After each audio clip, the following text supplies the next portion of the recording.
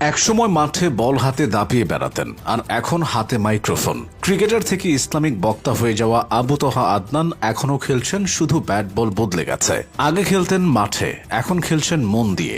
দুই স্ত্রী আর এক বিমানবালার মাঝে এখন তার ইনিংস চলছে রোমাঞ্চকর এক সুপার ওভারের মতো। যে মানুষ একসময় বলতেন ভার্সিটিগুলো ফ্রি মিক্সিং এর কারখানা, সেই উস্তাদ নিজে এখন অভিযুক্ত ফ্রি মিক্সিং এ। দ্বিতীয় স্ত্রী সাবিগুন নাহার প্রিয় উস্তাদ নিয়মিতই চ্যাটবক্সে ফিলিংসের আদান প্রদান করেন এক বিমানবালার সঙ্গে বলে অভিযোগ করেছেন। শুধু চ্যাট নয়, ফোনেও ঘন্টার পর ঘন্টা প্রেমালাপ চলে। মনে হচ্ছে ইসলামিক বক্তৃতার পাশাপাশি তিনি এখন আরেকটা বিষয় দক্ষ হয়েছেন, ইমোশনাল ব্যাটিং এ। আবু তহার এই কাণ্ডে অনেকে তাকে সমর্থনও দিচ্ছেন। একদিকে ওয়াজ, অন্যদিকে রোমান্স, দুই দিকেই সমান স্কেল। তবে আদনানের জীবনের নাটক নতুন কিছু নয়। একসময় রহস্যজনক অন্তর্ধানের পর হঠাৎই প্রকাশ্যে এসেছিলেন তার দ্বিতীয় স্ত্রী।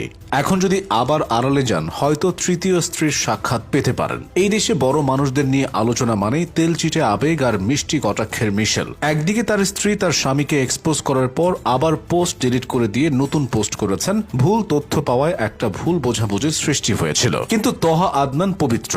কিন্তু দুষ্টু জনগণ তো স্ক্রিনশট নিয়ে ছড়িয়ে দিয়েছে। কথা হলো, তাকে বাধ্য করে পোস্ট ডিলিট করানো হয়েছে কিনা সেটাও কথা। কারণ যা রটে তার কিছু তো ঘটে, তাই না? এই আদনান ধর্ষিত হওয়া মেয়েকে মেয়েটির দোষ ধরেছে। হাতের কবজি বের করলে মেয়েদের শাসন করার কথা বলেছে। মেয়েদের পড়াশোনা করানো উচিত না, হাতে স্মার্টফোন দেওয়া উচিত না। নারীদের সব দোষ দেওয়া বক্তা আজ নিজেই নারী কেলেঙ্কারিতে ফেসে গেল। ধর্মীয় বক্তাদের যদি এই অবস্থা হয়, তাহলে সাধারণ মানুষ কি শিখবে? দেশে খেলার মাঠে যেমন ড্রামা, ধর্মের মঞ্চেও তেমনই ড্রামা। পার্থক্য শুধু ব্যাটের জায়গায় মাইক্রোফোন, রানের জায়গায় নারী, আর দর্শকের জায়গায় অনুসারী।